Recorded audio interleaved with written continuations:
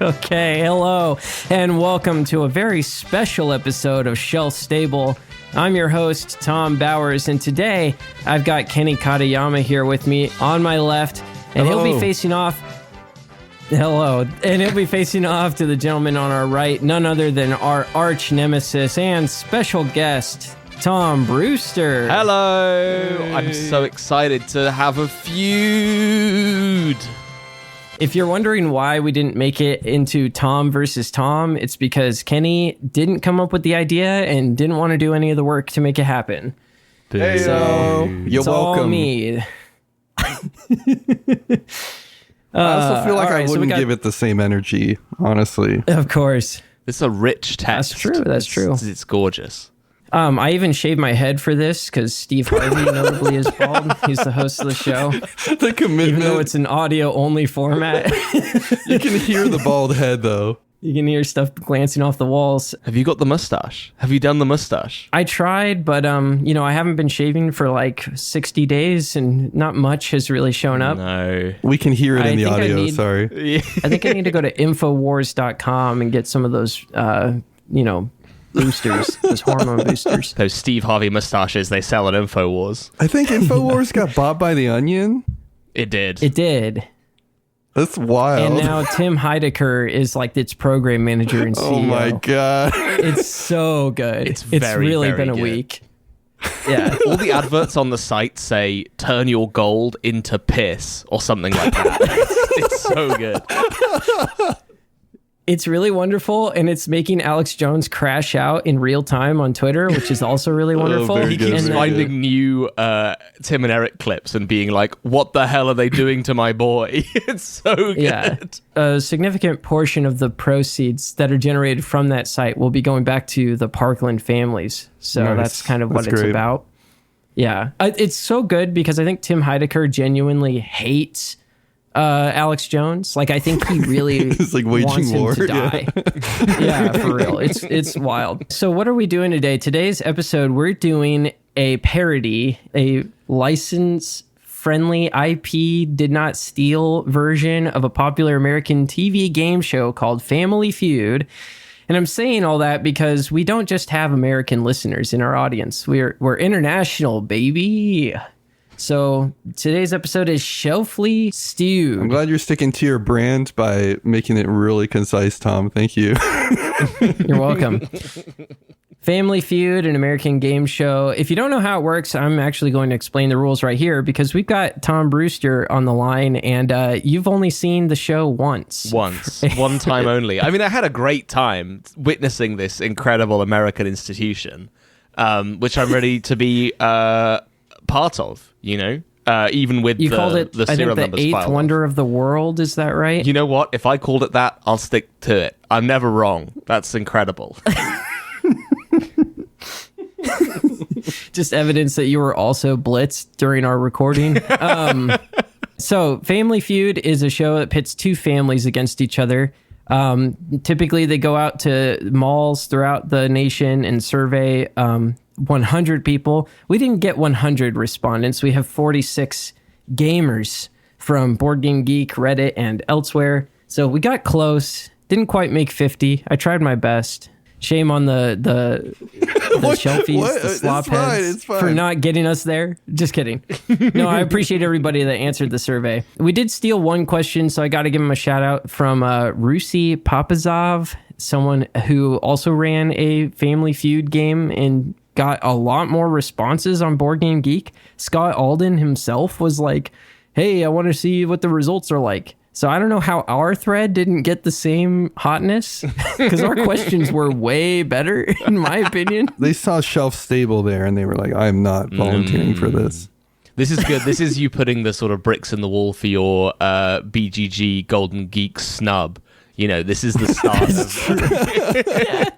of this narrative you're weaving that BGG is anti-shelf stable. I like it. I like it. They're sabotaging us. They are. Return. Yeah. Yeah. So the way it works is that you score points by getting an answer that corresponds with that many respondents. So if 8 people said the same thing that you guessed, you're going to get 8 points, for example, and so on and so forth. The point values are not very huge, keep in mind. But, we got there. We definitely got enough questions with the same answers. You're going to be mind blown on this, I think. The way it'll work is there's going to be 6. There's going to be 6 rounds. I'm going to read a question. Each of you is going to have a buzzer. The first person to buzz in gets a chance to take control of the board. So if your answer is the highest possible on the board, you automatically get to choose whether you pass or play. If you pass, your opponent is going to get control of the board. They have to then guess every answer on the board. If you name something that's not on the board, you're going to hear a buzzer sound. If you hear that 3 times, you get 3 wrong answers. Your opponent, if there's any answers left on the board, they get a chance to steal. They just have to get anything left on the board, and they get all the points from that round. Make sense? Yeah. Loud and clear. Okay. 6 rounds. The first 3 are going to be for 1-to-1 points. You just get as many points as you see. And then for the next 2 rounds, it'll be doubled. And for the final round, it's triple points. Wow. The player with the most points at the very end gets to participate in fast money. And on the game show, you get $5 per answer. If you get 200 points, you get like $20,000. I'm not doing that.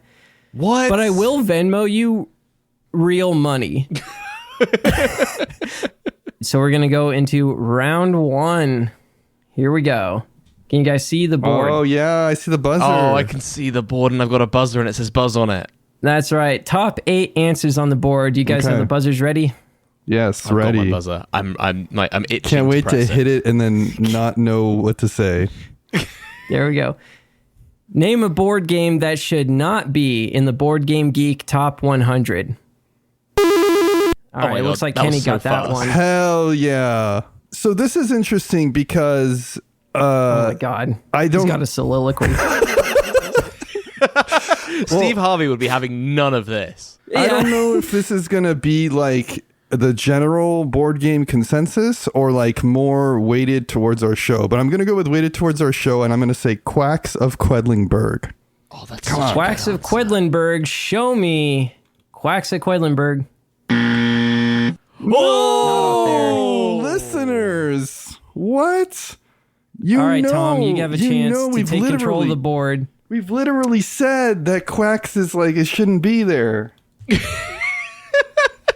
We have said that, but apparently the majority of our fans don't agree. There was one respondent who said Quacks, but that was not enough to get on the board. Oh, man. I genuinely am like struggling to even remember what's on the BGG top 100 that's like outside of like the top 10, which will certainly not be chosen. Is Slay the Spire the board game on there? I think it is, yeah. I don't know for sure, but also you guys should keep in mind, people are not limited to being correct. It's kind of like is the top answer in wrong? that sense. No, like but Sellers of Catan. Yeah. I just want to clarify, it's totally possible that there can be kind of an out of left field sort of answer up here. It really just comes down to, did enough people say the same thing? Okay, well, I'm going to say Slay the Spire, the board game. Slay the Spire, the board game. Show me Slay the Spire. God, it's not up there. Tom, we're not doing good. We're not. This is a good bad start. already. Does it go back to me? This is a beautiful start. Yeah, Kenny, go ahead. Okay. Something that Brewster said kind of inspired me. He said that isn't in the top. I think it's probably one of the top 10. So I am going to say, what is Arc Nova? Or do I have to say what is? That's Jeopardy. Arc Nova. That's Jeopardy. Show me Arc Nova. Yeah! It's up there, the number 7 answer on the board with 2 respondents. Kenny, you have 2 points. Do you want to play or pass? I want to play. I'm going to keep with this strategy. All right. Kenny takes control of the board. Kenny, name a board game that should not be in the Board Game Geek Top 100. This is just going to be people hating on the games in the top 10. I am going to say the number 1 game, Brass. Show me Brass. That's right. Brass is up there. So technically there were 2 Lancashire haters, 1 Birmingham hater. So shout out to that Birmingham hater. I just counted them all together. I honestly. didn't even know that both were in the top 100. I'm so bad at They're this. in like the top 20. They might be in the top 10. It's Holy crazy. moly. They're good games. I think they deserve to be on the board, but I respect the haters, Can I keep going? Yep. This is probably wrong, but you said like something about let's not assume that the listeners are going to be right or something. Yeah. I think one of the answers is I'm not familiar with the Board Game Geek Top 100. Okay. You're a little outside the box here. I don't know what the Board Game Geek Top 100 is, despite this being posted on our Discord group in Board Game Geek almost exclusively. Okay. Show me. I don't know what you're talking about. It's not up there. It's going to be your first strike. You got 2 left. I don't know. I'm trying to think of the other games, and none of them really I feel confident in. Am I okay to chicken out here? Can I pass it to Brewster? Oh my God. No, you can't. You just have to give 2 other shit answers. Oh, I didn't know that. Yeah. Okay. What's the game that people hate but other people love? You can look at the top 100, by the way, guys. We can I'll look? allow that. We can I'll look? let you look. We can look. Yeah. This is new. Okay, great. I'm sure the respondents were looking at the order here. They all have their phones on. Just pick a game that you think has like enough haters. You know? I'm going to say Spirit Island. I know that's in the top 100, and some people don't like it. Show me Spirit Island. It's I guess you not gonna probably be could up have there. That's guessed that strike the fact that I 2. didn't even know if it was on there meant that it probably wasn't one of the top 8. Yeah. Top 100. Browse. I love this part of Family Feud when they all take up their phones and they They start just pull Googling. the They get to phones go out. look. They're like asking ChatGPT, like, what would a normal person say? That's what I want to see. A version of Family Feud where 2 ChatGPT simulations just go back Oh and my forth. God. Things Yeah. that other ChatGPT models said about board games. That's what I want to see. Yeah, You know that what? would be good. I'm going to channel the Thomas Bowers stands here. I'm going to say Food Chain Magnet does not deserve to be in the top 100. Not my opinion. I'm just saying the listeners are saying Right, this. there could be enough haters out there. Honestly, that's a good answer. That's a good answer. That's a good answer. Show me FCM Food Chain Magnate. It's not up there though, even though I do think it was a good answer. I think there was maybe one person who said that. All right, so what this means is Kenny got 3 strikes. There are 5 points up for grabs. You don't get points for the answer that lets you steal it, I've learned, according to the show rules on really? Wikipedia. Whoa. But Tom Brewster, you have 6 possible answers of the top 8 that you could give that would steal these points from Kenny.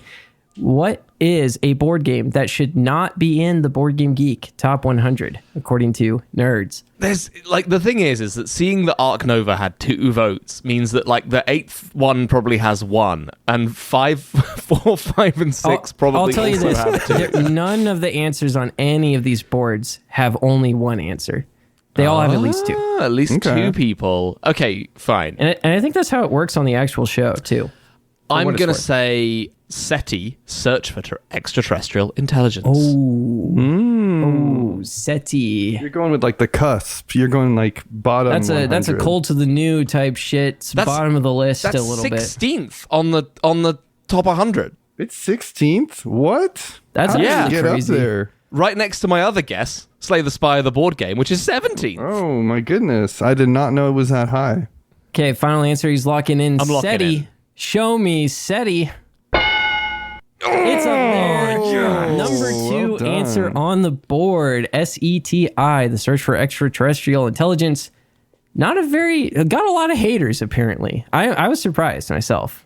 So Listen, it's all right. Okay. But is it top 100? So Tom Brewster steals the points. He gets 5 points here. Oh my goodness. Rip Kenny. That's the mistake of playing when you could pass. Here were the other answers. Number 8. Final girl. Oh. Number 6. Why didn't it show up? It's broken. Yeah. Oh no, it broke. The website broke already. Oh, there it goes. Well, I heard the ding, but it still didn't show. It's Blood on the Clock Tower. You are. I don't know why. Maybe your internet is crashing out. It has the most Oh no. You need garbled, a better crazed- GPU to play Family Feud. Connection was lost. Blood on the Easy. clock tower. Blood on the clock tower. There you go. As if Steve Harvey was using his little computer on Family Feud to mine cryptocurrency at the same time as running the game. That's what's happening here. Okay, number 5. Did that show up? The sound didn't happen. The For me. sound didn't happen. Any duplicate redux / redux. Yeah, any duplicate. Multiple people were saying like anything that is just the same as another game. Okay, I think that's reasonable. thinking outside of the box. Yeah. Yeah, that's what kind of was getting at there. So, number 4. Crokinole? What? Crokinole. There's Crokinole Crokinole. haters in this world? How? It's got a lot of haters for some reason. I don't know. It's better than like I don't every know. single game on the board so far. I'll concur with that. I think the thing about Crokinole is a lot of people feel like it's more of a sport, like it's not a true board game for some boo. reason. That Yeah. is a boo. I was like, I started logging my plays on the board game stats thingy, and I was really disheartened to see that Pool wasn't on Board Game Geek as a Like as a game you billiards, could yeah. log. Yeah, exactly. It like should be on snooker. there. It should be, and I should be able That's to good. log my plays of it. Yeah. I agree. Number 1 answer on the board was Oh, Kingdom Death Monster. Yeah, Kingdom you know Death what? yeah. That makes sense. Yeah, they got taste. Honestly, respect. Respect the hate on that one. Uncontroversial pick. I love it. Okay. I don't keep the points for the ones I did get. No, that's what they mean by steal. That's stupid. I stole them with a slick SETI pick. I guess you only get the one, which I but deserve. then you take obviously. it. All right. Understood. You got to go all in if you think you know. All right, we'll just go to the next round here. Round number 2. Once again, we got the top 8 answers on the board. Tom Brewster with 5 points. Well done. Kenny with 0. That's okay. You got your buzzers ready? I'm Aaron Burr over here, okay? I'm so ready. Aaron Burr. Top 8 answers on the board, but I apparently actually put 9 in here. I'm just going to discard the 9th one. Remember, we asked 46 gamers on Board Game Geek and Discord, what board game are you bringing on a first date? Oh, no. Tom Brewster buzzing in. See, this is I buzzed, but I'm probably buzzing wrong. But it's the first You thing just that came wanted to a my head. buzz. I just wanted a buzz. I wanted the feeling of buzzing. Fog of Love. Ooh. Fog of Love. Show me Fog of Love. Yes! Number 4 Wow, on the good board. job. Kenny has a chance still to take control if he can name something that's higher up. Do they listen to the show? I don't know. I mean, it was our Discord. I'm going to say... You would hope so. What was the one we said? Carcassonne the Castle? Is that what we said in the episode? I don't remember. I'm going to say You know what? Carcassonne. Carcassonne. It's not up there. Okay, Tom, do you want to play or pass? I genuinely, the only reason I picked Fog of Love is because it literally has the word love in it. I have no idea what else might be lurking on this board, which makes me a little scared. So I genuinely might pass. Yeah, I'm gonna pass. All right, he's going to pass a legitimate strategy. I don't Kenny, want to do this. and he saw the answer Kenny gave, too. I'm going to metagame a little bit. You said something about innovation before we started, so I'm going to say innovation. That was someone's answer to this, but I'm just going to tell you now to save you the trouble. That is not on the board. One person said they would bring fucking innovation, or it was either that or Motainai. There might have been one for each. Seriously. You're crazy for that. On a first date? So Like you're- third date, maybe. You're but telling me this this first date. You're telling me this is so wrong that you're not going to count it as one of my exes, is what you're saying. Correct. Yeah. I'm going to spare Wow, you okay, this thank once. you. You get one. Okay, I'm going to frustrate you even more. I'm going to say Magic the Gathering. Oh my god. Magic the Gathering. You know it's going to be a good time. But didn't we explicitly mention this on the Valentine's episode as like I'm a worst almost certain first you date did. idea? Yeah. Yeah, it was like explaining the lore of Magic the Gathering is like one of the worst things you can do on a first date. Shaking my damn head over here. It's not up there. Let's see it. Magic the Gathering. It's not up there. I already beeped you. I buzzed you. Okay. It was too funny to pass up. I'm sorry. I knew it wasn't on the board. 1 strike. Good first date. It has to be small enough, light enough. Oh. It has love in it too. Okay. What is love letter? He's cooking. He's still answering it like it's fucking Jeopardy for some reason. But show me love letter. It's up there. The other Number one that has 2 love in answer. the name. There we go. What's higher than love letter? BGG love. That's what I'm saying. I'm gonna once again give you guys this little hint. There are some that are a little outside the box, shall we say? Oh, like I've never been on a first date, so I don't know. That could be. I'm just looking at on Board Game Geek within the category of love and romance. The top game in that category is Obsession. So that's a great tip. And then if you go and you look at ranked by name, if you look at the just sorted by name, the top 2 are 1,000 sex games. That's what we got. And 100,000 blind dates. Okay. Wow. Yeah. Going up by 100 there. Wow, there's a lot of love games. So you have like a 1 in 100 chance that your blind date leads to sex, I guess. I'm gonna bring bathtub love from the year 2000 to my first date. 2-player, relatively light, not a lot of rules overhead. These are the things I'm thinking of when I'm thinking of first date. I'm sure there are like people screaming at him right now. I'm screaming right now. I'm so annoyed. I'm thinking of so many good answers. There's like Jaipur, Patchwork, Lost Cities, Hanami Koji. Those are the ones that come to mind. Lost Cities is probably the most common one of those. I'm going to say Lost Cities. He's going to say Lost Cities.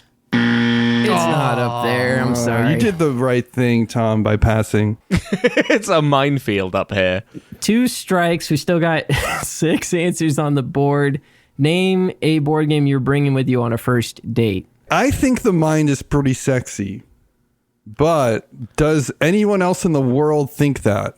No, I don't think so. So I'm not going to say that. Why do you think it's sexy? Why? Because you're looking into each other's eyes and you're like silent. That's pretty hot. Yeah, I guess. Now, a first date, it's a little wild, but Quite like intense, it is a good way to get a lot of staring at the other person into your date. That's kind of what I quantify any date. It's just the sheer volume of staring that happens within.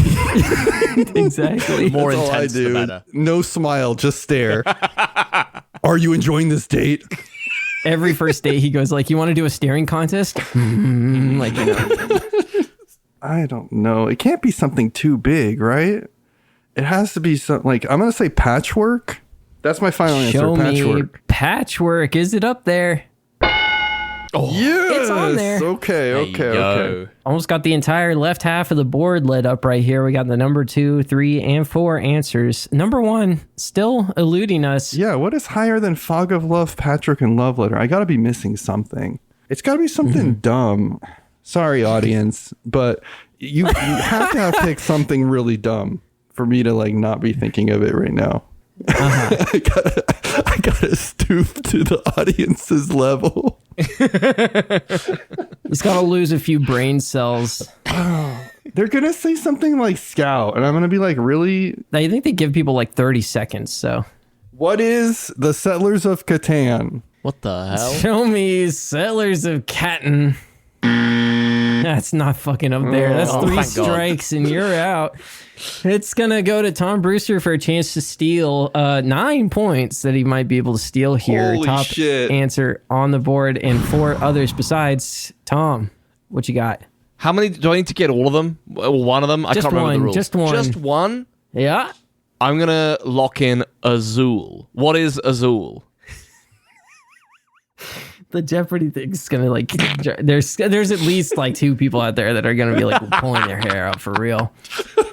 Show me Azul. It's not up there. Ooh. It should be Okay. up there. The other answers. Number 8. The game. Oh, so maybe I was onto something with the mind. He was kind of cooking with the mind. What the hell is the game? Well, it's kind of a weird ladder climbing, hand shedding game.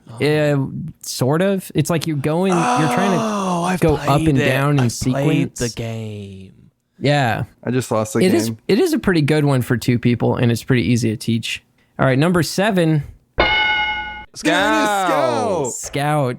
The best part is how Kenny said that before he guessed fucking Catan. So really, I said it's going to be something stupid like the Scout. I should have trusted myself. You know that Catan can't be played at 2-player officially? Seriously? It can't? It's a 3 to 4 player game. Oh my God. On the official. Okay. Kenny exclusively going on throuple first dates. All right, number 6. Quicks. Rolling rights. Rolling rights. Rolling right bullshit. Yeah. Tell us how you really feel about it. I think the postman was just aggressively knocking at my door for the last few minutes, and he could just hear me participating in a board game themed Family Feud in the other room, and has left in a huff. The postman's like, "Hey, did you guess Quicks? Did you guess Quicks?" All right, number 5 on the board here. Cribbage.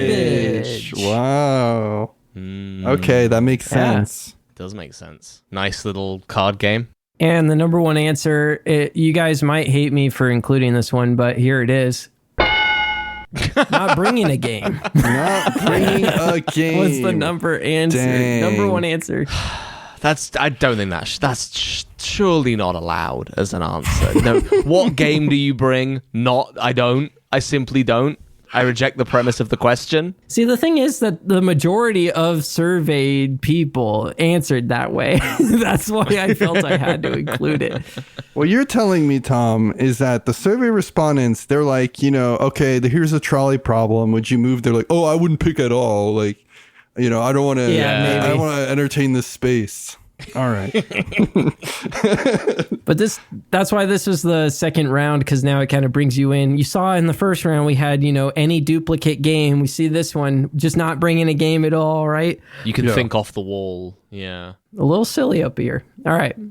Round 3. We got Kenny with 9 points, Tom Brewster with 5. Oh, I still get the points even though I failed because it didn't get stolen. Because it did not get stolen. Yep. So you scored what you had. Okay, cool. Name something you hate seen in a rule book. I was just ready to go. Kenny, go ahead and just give us one. Can I see first player silly rule? This is like the most recent player to have climbed a giant mountain gets to go first, or I love a first player silly rule. I am done with them. A twee rule for who goes first, as described in the Monikers expansion. I like a silly tiebreaker. I don't like a silly first player. That's a completely baffling distinction. That is mad. Because a lot of times the first player ones are uninspired. If they're really funny or if they're really cute, I'm all for it. But if it's like the game's about mountains and they're like the most recent person that saw a mountain, I'm like, Yeah, I want mine to be like the player who could sound like the most like a mountain. That's what I want mine. Yeah, that's good. I like that. Yeah. Okay, well, a silly rule for who goes first. I'm sorry, Kenny. That didn't quite get enough to make it on this board. Oh my goodness. I am not in touch with the audience. You weren't alone, but it did not make it on here. Tom, you have a chance to take control. The question was things people hate seeing in a rule book. Name something you hate seeing in a rule book. Which doesn't necessarily mean it has to be anything to do with the rule book. It could kind of be kind of related to the game itself, Okay. Maybe I will go for like multiple pages of setup. Okay. Multiple pages of setup. That didn't sound like a very confident okay. It really didn't. I'm going to consult with the producers on this one for just a second. Does Steve do this? Does Steve do it in the show? Does he go, wow, dog water? He just vamps. Answer. He vamps while the producers are like deciding. But in this situation, you're both Steve and the producers. Yeah. I'm going to allow this one so we can get some fun in here. walls of text. Some multiple variations of that were out there, so I'm going to count that as a walls of text type thing. Multiple pages of setup. Yeah. Tom, are you going to play or pass? I will boldly play, hoping that my mind will spin something up imminently and give Kenny a beautiful chance to steal all my hard-earned points later on. And honestly, it's just more fun this way. I'm going to go for like GMT style bullet points. Okay, like you'd hate seeing bullet points in the book. Well, I guess I'm thinking too specific. It's like that kind of like rule book layout. I think some people like kind of a dryness, a certain dryness, if you will. Okay. But judging by Steve's kind of reticence to include that, maybe I should pick something else. But go on, I've said it now. I guess so. Yeah, show me dry, boring numbers and subsections. Not quite. Dang. Oh, but I get 3, don't I? I get 3 buzzes out. You get 3 strikes. So that's just your first. You got 2 more chances here. Top 8 answers on the board. Walls of text was number 6. So we still got the number 1 answer on there. Name something you hate seeing in a rule book. Overly whimsical writing. Like if the rule book is kind of being a little quirky with it. Ooh. Yeah, that's kind of what I meant. Ooh, woo, he's right behind me, isn't he? Type shit. Yeah. Loving these summaries. These are good. Show me goofy, quirky, silly Billy writing. Number 2 answers. 6 respondents said jokes and or cringe humor some way or another. Well done. We had a lot of different people saying more or less this. Really not a fan, apparently. Yeah, I wonder why. What about too many little box outs? Like little addendums where it's like, also, subclause, look at this little quirky little thing. What about that? Is that allowed? Yeah, I mean, you can say whatever you want, just like our respondents.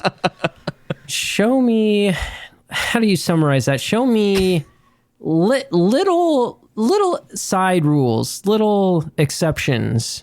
I'm going to count that as this. Hidden rules or bad rules placement. Yeah.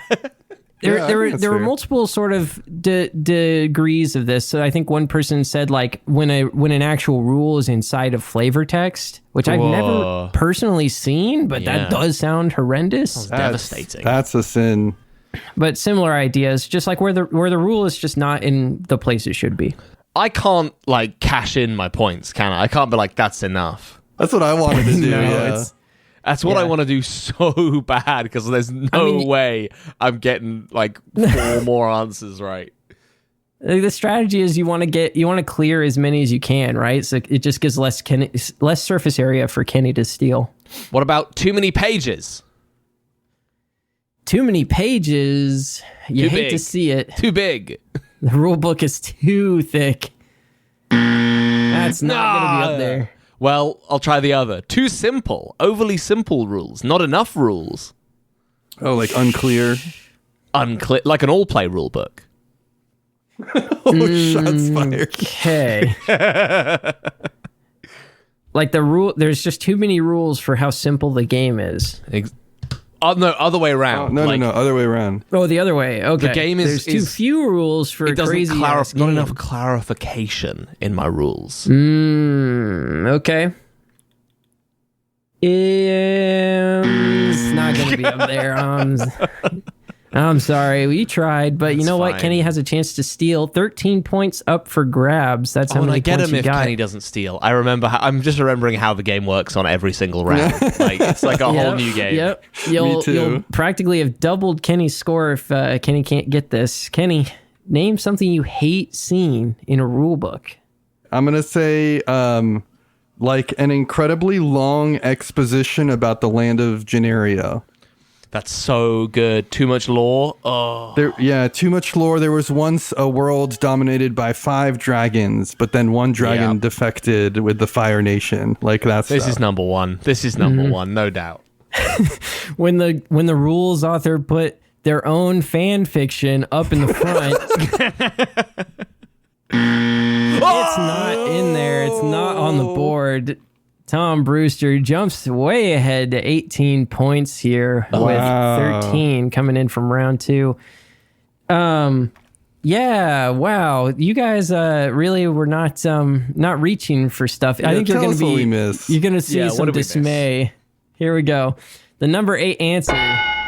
No examples. No examples. Yeah. That's... Hate seeing it with no examples. I almost considered it with like there's not enough explanation, but we'd already kind of been very generous. Yeah, you gave me enough vague points. It's chill. All right, number 7.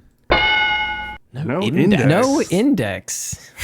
A lot of people, I guess, really expected a lot from their rule books. Maybe this is because you've mentioned this, Tom. Like, oh, I like it when there's an index. I guess. Is it index at the start or the back? Index at the back, kind of like a glossary. It's at the back terms. where you can. Yeah. Okay. It's. I think it's like supposed to like help you find where rules are. Right. You know? Okay. It definitely makes a lot of sense. If your rule book is like more than 3 pages, I think you should consider including this. Number 5. QR codes. They don't like to see them. They don't like QR codes? I think it's like when the rule book says like, don't read these, watch the video, and then there's a QR code. Oh. That's like it half the time. All right, I'm going to war with the shelf-stable audience. That's a dumb... I hate accessibility in my rule books. Yeah. Some people hate it. People hate it. What can I look at? It's just what the survey said. But it's not like it's on not top our of opinion. the rules. Like it's not getting in the way of the rule book. It's an other That would be a option. problem. I don't understand. Did a QR code sticker right over the first page.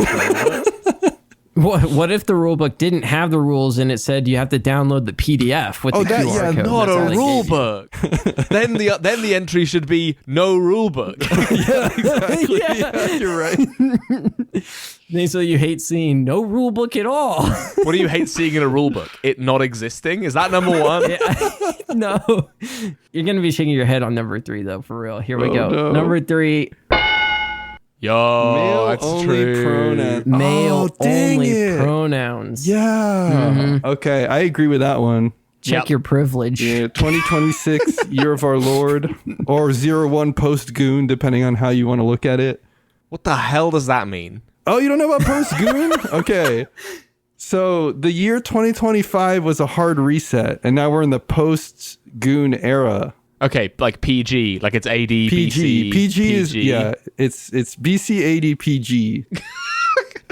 I sometimes think that I'm too online, and then I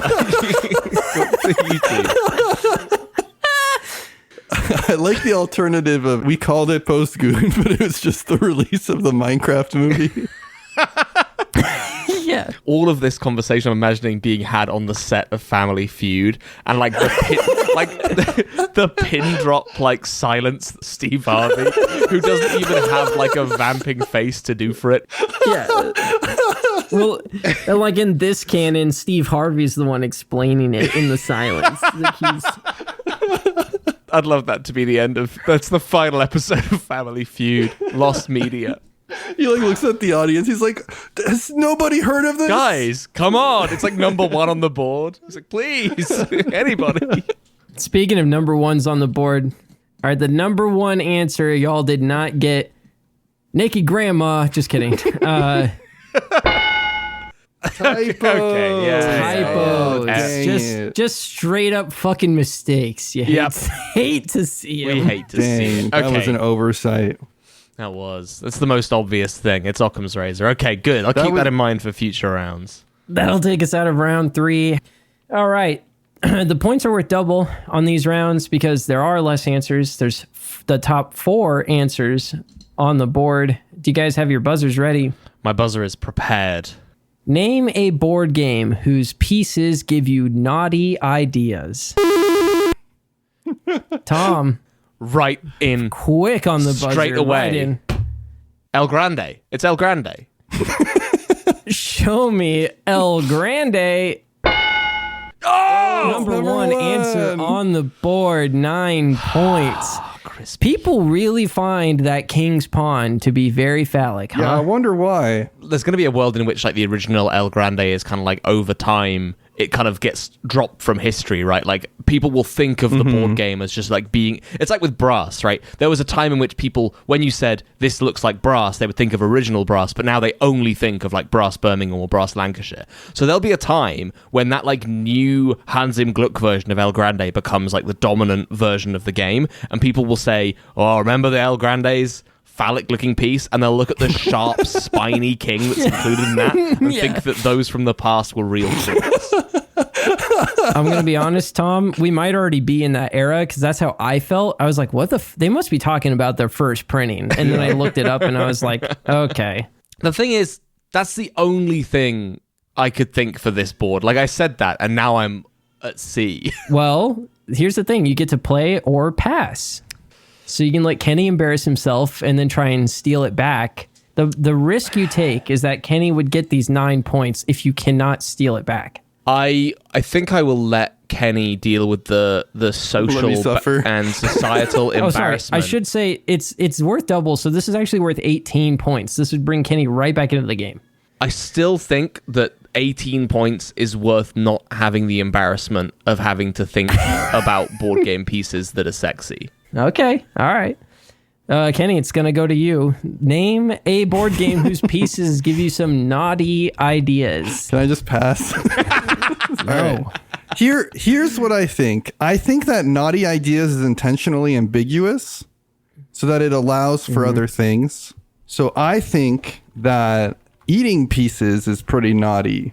And I'm going to draw from Tom Brewster here. I'm going to say the Azul tiles. Tiles in Azul. It's not up there. Okay, so it is just going to be naughty stuff because that was like the one if there wasn't naughty stuff. I guess it does say naughty in the question. You were thinking maybe like potentially morally naughty things could be included on the list as well. Exactly. Like, you know, I'm going to do this and I'm not supposed to, or something like that. I understand. Naughty pieces. What are we working with something here? that gives you a naughty little idea. It's just like what are the phallic pieces? So Elysium has those little hourglass things. I guess the older editions of Rhinelander have a similar El Grande like, but like nobody is gonna say Rhinelander. That's a little too niche. We're gonna go with Jungle Speed. Jungle Speed. Can I see the totem of Jungle Speed? Show me Jungle Speed.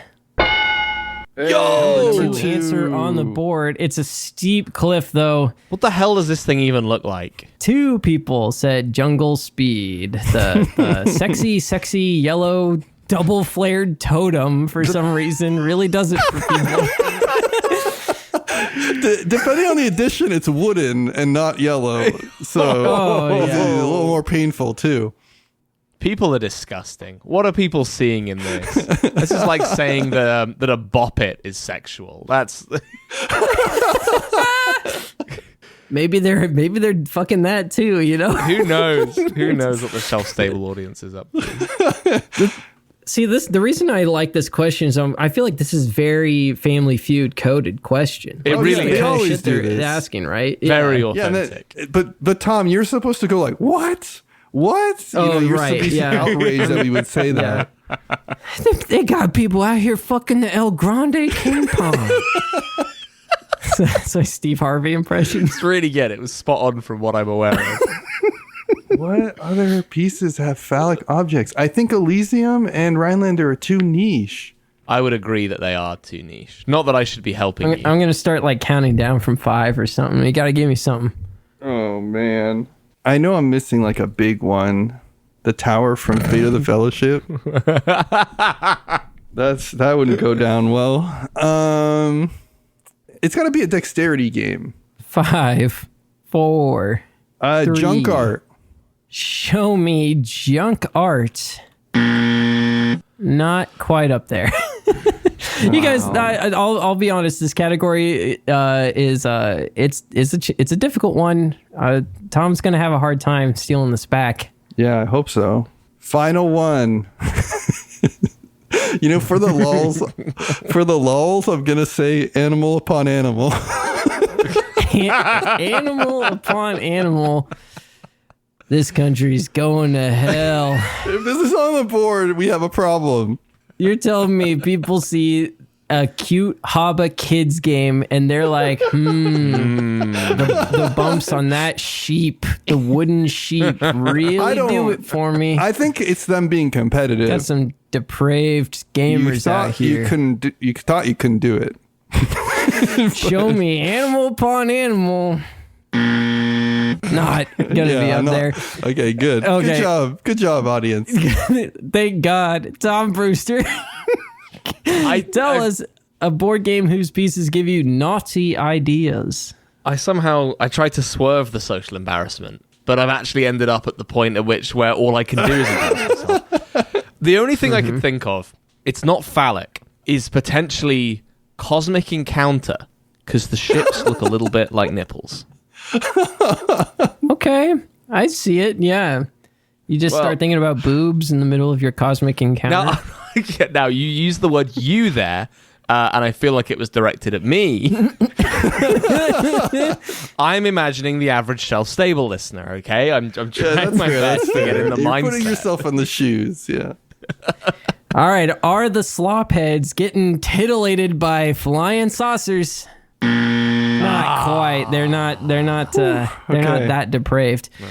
Okay. We had Kenny gets 22 points off of this one. So many points. It's a big points. Don't worry. There's still a lot of points. 22 points off of the phallic question. Yeah. I don't know how I feel about that. There's still a lot of points left in this game, but we got 2 answers still on the board. What were they? Number 4, Night Shift. This is a game about pole dancing. And it came out like last year. Okay. I didn't know that. There are some sexual figurines. Well, yeah, if it's about pole dancing. Yeah, you should hope so. I kind of hope that one gives you naughty ideas. You know what? That's normal to get a little aroused playing a game at Night Shift. Bring that to the family game night. All right, number 3. What? Whoa, chess? Oh no! There's no way I was ever getting that. I guess the pawns really do it for some people. Yeah, hopefully it's the pawns. Hopefully it's none of the other pieces. If you're shoving the jungle speed totem up there, you might as well put a few rooks in there as well. Yeah, yeah. Everyone, we've all been see what there. Works. Oh, jeez. I don't know. For some reason, the moment you said chess, I'm just thinking all of the pieces, which just all at once. Yeah. I'm thinking about the board. I think if I remember correctly, I think there was just like one person who put chess like straight up, and another person who said like the knight just is sexy for them, but it isn't necessarily like arousing. For some reason, that I feel more okay with. You know, I just think of the kind of romance of the knight from chess. I think is way better than the totemic penis of El Grande. Yeah. Well, we're drawing assumptions, right? Maybe when they're talking about El Grande, they're just thinking about like the picture of the grumpy old man on the cover of the box. Like we don't know. We're drawing assumptions here. Yeah. Or the kind of metaphorical power role. You know, there's something kind of inherently sexy about that. Yeah. Exactly. Maybe we've judged these people too harshly. You know, we're all learning something every day on this show. All right, next round. So that was the points are Kenny with 31 total, Tom Brewster 18, falling a little behind, but remember the points are doubled, so there's totally a chance to catch up here. I'm very aware the points are doubled because I just lost so many points that round. I am taking huge umbrage with the creators of Family Feud. What the hell is even the point of the first round? Well, they don't normally do it like this. So Family Feud's normally played for 4 rounds. The 4th round only is worth triple. Oh, so I actually have a problem with you. Yeah, to be fair. But you also have to score a minimum of 300 points as a family. And if you don't, then you end up in a sudden death round where you only it's like a face-off, and you just are trying to hit the number one answer. So many weird rules overhead. There's a lot of rules. Yeah. It would score very poorly on the edge cases thing in the earlier round we had for this one. Yeah. Round number 5. Again, points worth double. Top 4 answers on the board. Name a board game that is better than sex. Tom, you got the buzzer. Why did I... Apparently that was a point like 2-second difference between our buzz-ins. That's crazy. That's crazy. The network speeds. He's got that fiber optic. I'm just gonna say, like, because it's very popular, I'm gonna say Brass Birmingham. Yeah, that's Show me Brass Birmingham. It's not up there. That's understandable because I don't think it's true. I'm inclined to agree, but maybe I just have a problem. Do I get to steal? Is that what I'm doing here? This is the face-off, so you have a chance to get on the board. This is where no one has control yet. This is where I'm metagaming. Innovation. Okay. I steered you so wrong by saying, okay, one person said the answer to one of these was innovation, and it's not enough to get on the board. Say innovation for everything. I guess, we're in unprecedented territory almost. You have another chance, Tom. I'll metagame in a different way using knowledge from past boards and say none board games. There's nothing better than sex. That's good. Good answer. I keep forgetting Show that. me nothing. Yeah. Oh, you had it. That was good. Apparently the Shelf stable fans really like to fuck, so they don't like board games more than sex, apparently. So It's the problem with Hats off to the linear scale for ranking board games. It's like sex We is gotta- going to end up as the number one game on BGG.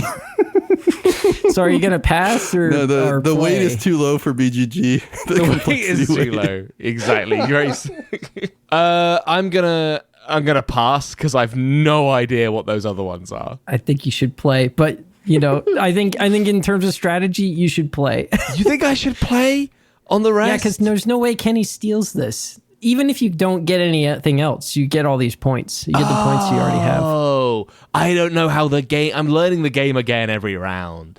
Okay, you think I should play because there's no way Kenny steals them away from me. Okay, thanks. Right. Thank you, Steve Harvey. I will say Twister. Oh. I see the angle. But having played Twister a few times in my life, it's not better. Show me Twister. Not quite up there. Expected, understood, fair enough. Sex is basically a trick-taking game, right? There you go. Kinda, when you think about it. What's like? Ladder climbing game. What do people like? Is it like a joke answer? You could say like what the like dweebiest game you could think of, like Twilight Imperium 4th edition. Is that one? That's the dweebiest. It's possible that at least 2 people said Twilight fucking Imperium is better than sex for them. Well, Twilight fucking Imperium. Okay, well I'll say that. Mm-hmm. I'll put it in there. Why not? You heard it here. Tom Brewster thinks that TI4 is the dweebiest game ever. And that it's better than sex. Yeah. It's not up there. No, really. Okay, well, I'll go any board game. That's my Show me answer. any game at all. We got the kind of listeners that'll be like, I'll play anything if it means I don't have to have sex. Please. I'll play Monopoly Deal. Oh, Monopoly Deal would have been a great pick. Hey! Any board game or all board games, there were 3 people that said something of the sort. So We'd love to see it. Again, respect. But that means there's still 2 answers up there. There are 2 potentially board games. It's not we don't just take outside ballpark answers here. We do actually have some board games on this list. I'll just say that. There are 2 games. Maybe I need to go back to my my list of sexy games from earlier. The fact that any/all is second suggests that maybe it's not about it. Oh God, I don't know. The reality is we had just a couple of weirdos that you gave me enough to put this in the game. I love the idea that the answers are like nothing, any, all, and then the third one's going to be like some things, and then the fourth one's going to be like a few things. I feel like the top two answers speak to, like, I don't know, the general population, and then the second one is like to the aero or ace community, and then the 3 and 4 are like a couple of sickos that really like Terra Mystica. You know, that's kind of what I'm Yeah. I don't know. Twilight Struggle. Put that on the list. Twilight Struggle. Honestly, contender for me. I'm not sure that I'd actually say it's better, but it's up there. Show me Twilight Struggle. Thank It's God. not on the board. Thank God I'm free of this nightmare. We do have a couple of sickos. Kenny, can he find their wavelength? And steal these 24 points. Name a board game that is better than sex. I know you were joking, Tom, but I think that you might be onto something with the Terra Mystica. I think like one person put Terra Mystica, another person put Gaia Project, and that's going to count as 2 in this. So I'm going to say like the Terra Mystica series. Oh, that's a really good answer, honestly. Fantastic answer. And it's not on the board somehow. Okay. Let me just look at this. I just want to shout out some of the other answers that were on here, but let's see what the sickos that did manage to coordinate on this were. Number 4, Android Netrunner. Oh, It makes okay, a lot that of sense with the shelf-stable community. Okay. Yeah, good. there you go. Yeah. There you Some go. personal friends out there, I think, they're really big fans. I promise I did not fill out the survey, Tom, just so you know. Yeah, I know. It's crazy that you didn't, but yeah. Number 3, and this one will really get you. Stop. Can't stop? Can't stop. I cannot Can't believe stop. that more than one person wrote Can't Stop. I don't know either. Yeah, that's crazy. And maybe the innuendo? I don't know. I was thinking about like other things that are kind of like, you know, thrilling activities. And it was like, well, maybe like, you know, poker would get there or something like that. But I see Can't Stop. I understand that. Yeah. I do want to give a shout out to a couple of the other ones that did end up on this list.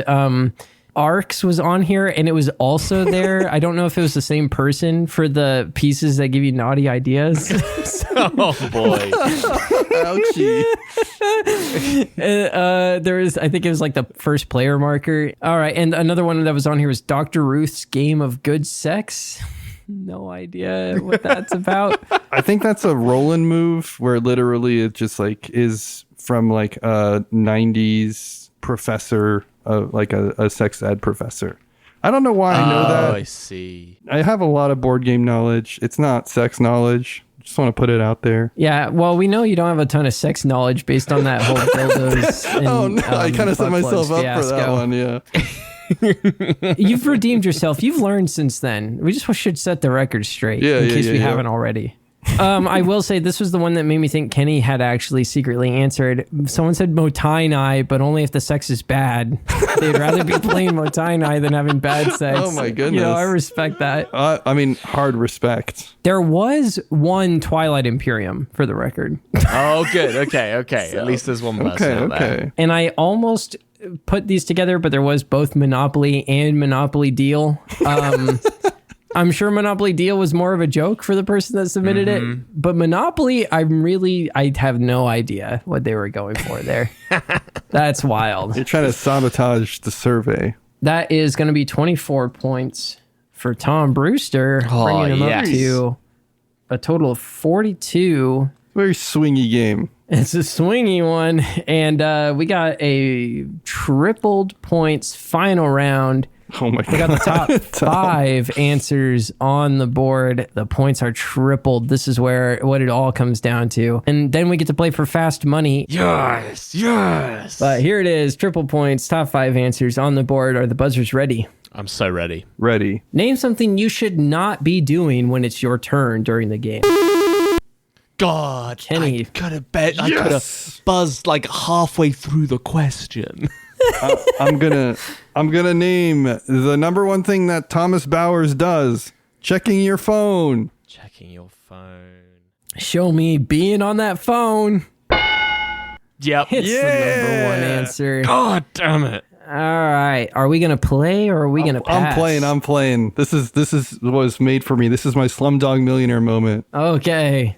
Kenny, take it away. We asked 46-ish gamers to name something you should not be doing when it's your turn during the game. Talking. Show me talking. It's your turn. Shut the fuck up.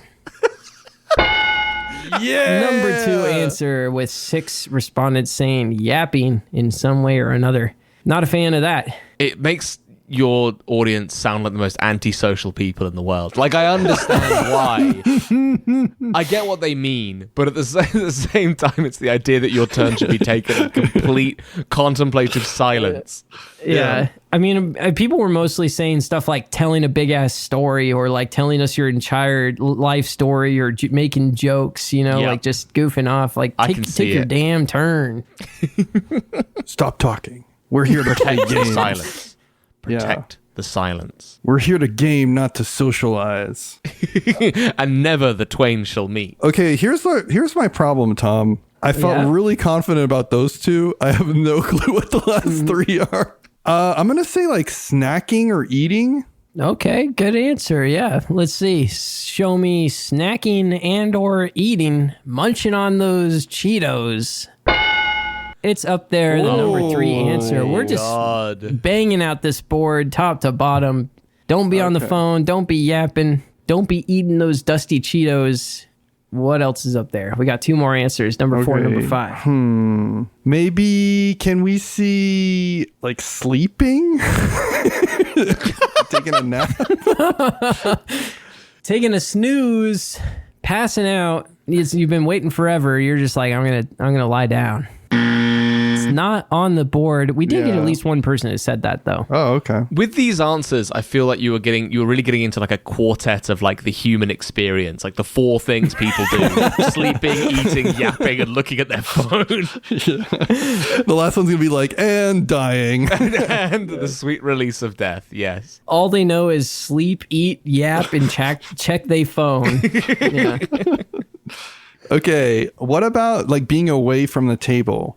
Like either going to the bathroom or like going to talk to someone else. I guess that's a form of yapping. I'm just going to say not being present at the table. Someone passes to you and you're like, oh, hold on, I got to go shit. And it's like, well, just take your turn first, right? Yeah. That's very bold. That's so bold. It's a power play, really. It really is. You're going to wait. You're going to wait for me. And you're going to know exactly what I'm doing. Show me just not sitting your ass down. Number 4. He is destroying this one. He was not joking. Here we go. Slumdog fucking millionaire. It's going to be something really niche for this last one. It's going to have 2 and... Tom Brewster's going to be like, this is rigged just so you guys didn't have to pay me out. Oh, but the points are at 69 right now, so I have to get it wrong. Yeah. I'm going to say looking at the rule book. Looking at the rule book. Being that guy. I'm usually that guy. Or girl. I'm also the guy on the phone. I'm looking at the rule book on my phone. I'm not texting, okay? Oh, yeah, sure. It's not quite going to be up there. There was one person who said that. Oh, okay. Just want to say. Let's see. It's going to be something Unchained. I know that much. Playing another board game. On BGA. I like that. I've had it happen once.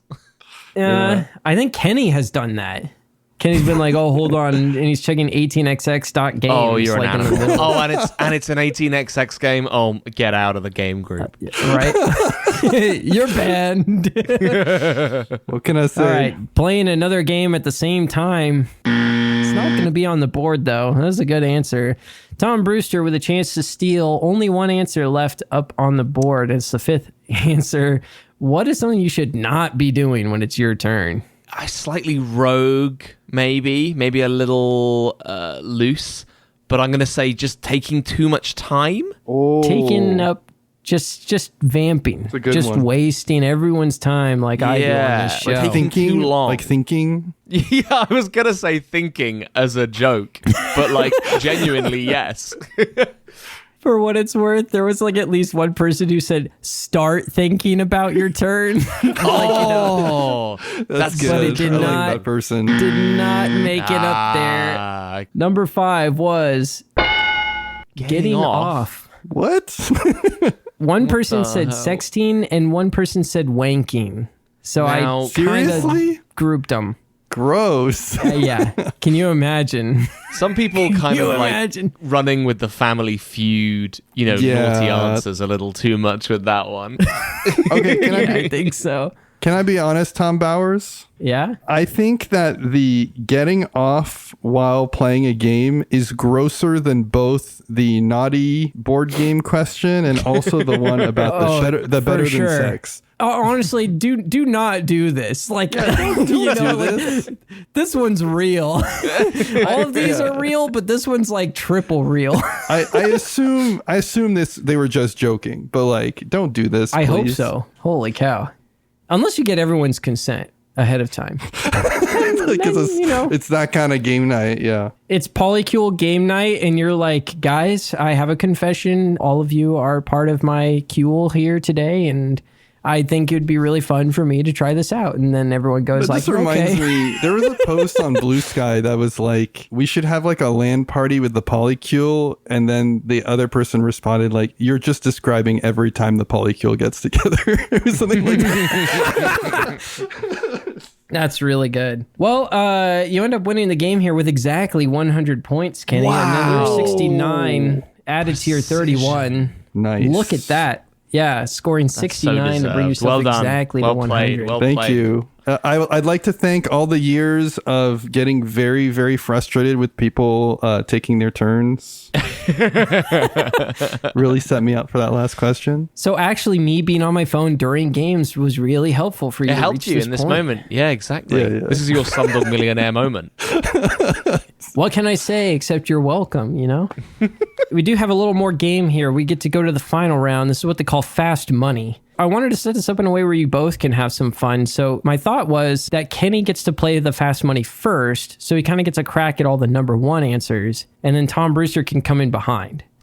Okay, great. So the way this works on the show is the family who won the rounds that we just played, they send out their best person, and they get 20 seconds to answer 5 questions rapid fire. Now, some of these questions can kind of be like scale of 1 to 10 and some stuff like that. And they're just trying to get the highest possible answer because what they're ultimately trying to get at is a cumulative total of 200 points. So they get one round and then they go backstage and another family member who's been listening to sound deafening music, headphones behind the scenes, they come out, they don't see the board, and they get 25 seconds to answer the rest. They're probably playing like elevator music in those headphones, but I like to imagine it's like liturgy or like chat pile or something. Slipknot. It's just going, Yeah. it's just Merzbow. Just like constantly in there. It's a beautiful slab of white noise. Yeah, I could see it. If you just muted me and didn't watch the stream and then I'll message you. Yeah, I mean, I need to use the bathroom anyway, so this is great. We're going into the final round. Fast money here. This is for real money to make it interesting for the people on the show. all right. Tom Brewster has the Merzbow playing. You get 20 seconds. The timer starts after I finish reading the first question. You ready? Ready. Name someone you would put on board gaming's Mount Rushmore. Oh, easy. Reiner Knizia, Wolfgang Kramer. Oh, no, just one person. Just one answer. Knizia. Oh. On average, how many board games do you play in person in a week? Oh, I'd say most people are going to say like 8. On a scale from 1 to 10, how likely are you to bring a game to a social gathering? 7. On average, how many funding campaigns do you pledge to in a year? Jesus Christ. 10. Name something you might find inside a board game box. Pieces. All right. Doo-doo-doo. Oh, I should have said cards. I should have said cards. Yeah. Name someone you would put on board gaming's Mount Rushmore. You said Reiner Knizia. Survey said. Oh, there we go. Nice. 14 smackaroos. Very good. All right. On average, how many board games do you play in person in a week? You said 8. Survey said nobody plays 8. Oh, not no. enough people said 8 to make it in the top. 8 in a week is a lot. Yeah, but there are people answering a survey about board games. I just figured that would be like That's fair. that'd be like their average. On a scale from 1 to 10, how likely are you to bring a game to a social gathering? You said 7. 7. Survey said 1. One person said 7 exactly. I wonder what. And that one was actually like a linear scale response. On average, how many funding campaigns do you pledge to in a year? You said 10. Survey said 3 points. Okay, 3 all people right, said that I'll they take fund 10 campaigns in a year. Yeah, That's I'll nuts. take it. That's like almost one a month. Yeah. A lot of people do like one every month and skip. So I thought 10 might be reasonable. That's wild. Why? Why would you do that? They get enticed. They browse the pages and then they're like, oh, I can't not get this. But the trick is don't browse it. Name something you might find inside a board game box. You said Don't laugh at me. pieces in general. Survey said not quite on the board, but I think we were looking for something a little more specific. Yeah, that's fine. All right, but you're going to get $18 here for playing today. Congratulations. Wow, Look at that. thank you. 18. I can't wait to fund a Kickstarter with those. And then we're going to clear the board here. We're going to bring Tom Brewster back onto the show. We're going to have him answer. He cannot get the same answers that you had. So save us a few dollars here. This is really cool, Tom. Thanks for putting it together. I'm back. Yeah, this was super fun. Shout out to Josh Z. Cold of GitHub.com for having this whole website just set up like this. It's fucking awesome. Feels like I'm really on Families Feuding. Exactly. You get to, live the dream. Tom, in this scenario, you would basically be in the same family team as Kenny here.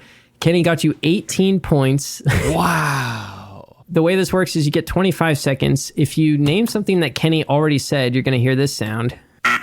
And then you're going to have to give a new answer. All right, you ready to go? Yeah, I guess I'm ready to go. The timer starts when I read the first question. Name someone you would put on board gaming's Mount Rushmore. Reiner Knizia. Cole Worley. Cole Worley. Okay. On average, how many board games do you play in person in a week? Oh, wait. I get one shot? Yep, it's just one. You just say one. It's How like many board games fire. a week? One. On a scale from 1 to 10, how likely are you to bring a game to a social gathering? 6. On average, how many funding campaigns do you pledge to in a year? 1. Name something you might find inside a board game box. Rulebook. And then it'd be like, ding, ding, ding, and it'd be like, the crowd's cheering.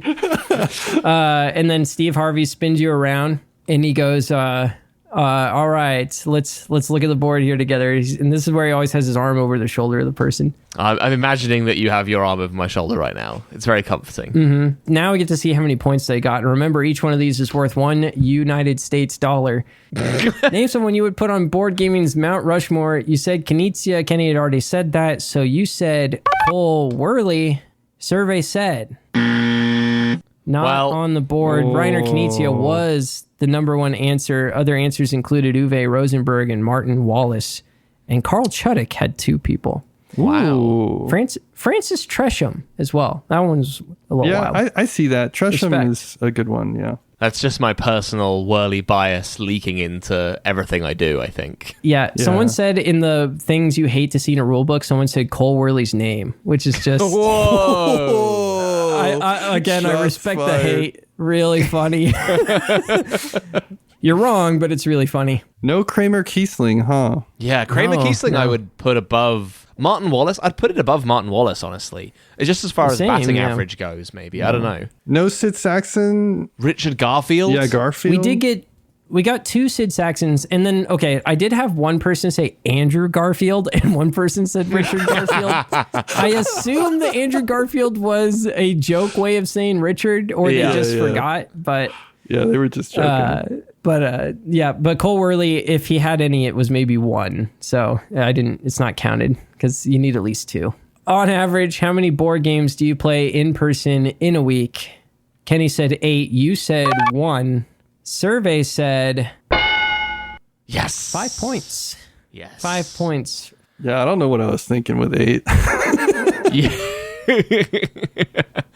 I think 1 fits like most people's realistic ability to play board games if they are not part of like a board game club or have a partner that plays them. Number 1 answer was 2. That was 12 points if you got that. All right. We said on a scale from 1 to 10, how likely are you to bring a game to a social gathering? Kenny said 7. You said 6. Survey said Yes! One! So on this one, I guess I let people, write in ones because it was a linear scale. But 8 was the number one answer with 16. 8? And 10 was the number 2 answer. Wow. Oh, they just always bring games. Always to everything? Yeah. That's like, what is, like... What's under the umbrella of social gathering at that point, Like a wake, Is that... I'm that guy. Yeah, I'd bring Seas of Strife to a funeral. I would. I played the gang at my brother's wedding. Damn. Cool. That is cool. I'm glad you found a way to talk about the gang in this episode. We hadn't figured that out yet. Got to shoehorn that in. I actually haven't been yapping about it that much recently, I'd say. On average, how many funding campaigns do you pledge to in a year? Kenny said 10. You said 1. Kenny said 10. You said 1. Survey said 12 points. That was the big one. That's a good one. That was the number one answer. We love to see it. The number 2 answer was 0. That makes sense. Okay. Wait, it was number 1 was the number 1 answer? Yes. Yes. 1 was the number 1 answer. I love it. How many funding campaigns do you pledge to in a year? Totally reasonable. Perfectly reasonable. I think 1 tracks with like how many I will do in a year, and it's it's part of my job, I guess. 1 as a top answer and 0 as the second. Good on you, listeners. My hat's off. I guess I had little faith. Way to be budget conscious. They're shelf-stable listeners. Shout out board game user Rusi Papovzov for their own survey that gave us this final question for Fast Money here. But they said, name something you might find inside of a board game box. Kenny said pieces. That was a little too generic. He didn't get any points for that. Tom, you said... the rule book, of course. Survey said 8. Nice. We love to see For it. a grand total between the two of you of 44 points. So that's going to be $26 heading to Tom Brewster's Venmo account. Yes. Very nice. I Very love respectable. it. And if it all just came down to Fast Money, you would have actually won. But technically, Kenny won the real show. So hey, that's fine. I'll pick my battles. Yeah, let me know that I win the sort of fluke extra. Anyway, that's Shelfily Steud. Thank you so much for playing, you guys. Really appreciate you joining me for this. What a beautiful show. I feel like I've been taking a real journey. This has been wonderful. It's everything I could have dreamed of and more for a board game Family Feud ripoff. Do you guys feel like you've learned anything about the gamers in general from this? I think I learned a disproportionate amount about sexy games and sexy components. Yeah, I learned that board gamers, they really like sex, and some of them don't like it at all. That's what I learned. It's just such huge truths, shattering truths being revealed on this show. Eye-opening experiences here. Some new ideas, perhaps, for you to take home with you, for the listeners at home. That's going to do it for this week's episode. Thank you for joining us for this. This was a ton of fun, and it's coming out on my birthday. Yeah, so happy birthday, me. Happy birthday to you. I'm old. And thank you to Tom Brewster for joining us for this. Did you want to plug anything? It's always a pleasure. You can watch Shut Up and Sit Down on YouTube and listen to it as a podcast. But that's all. Thanks. Yeah, if you aren't already subscribed, go on youtube.com, search up Shut Up and Sit Down, hit that subscribe button, ring the bell so you get all the notifications. It's a great channel. We love them. We love having Tom on the show.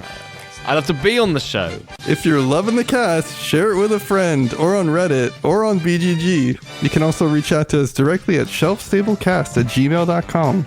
All this and more in the show notes. And if you like what we're doing and want to make more of it happen, get the music. Consider subscribing to us on Patreon. You'll get access to bonus content and Discord, including unedited episodes like this one. Heyo! Thanks again, everybody. We'll see you all next week. Bye. Bye.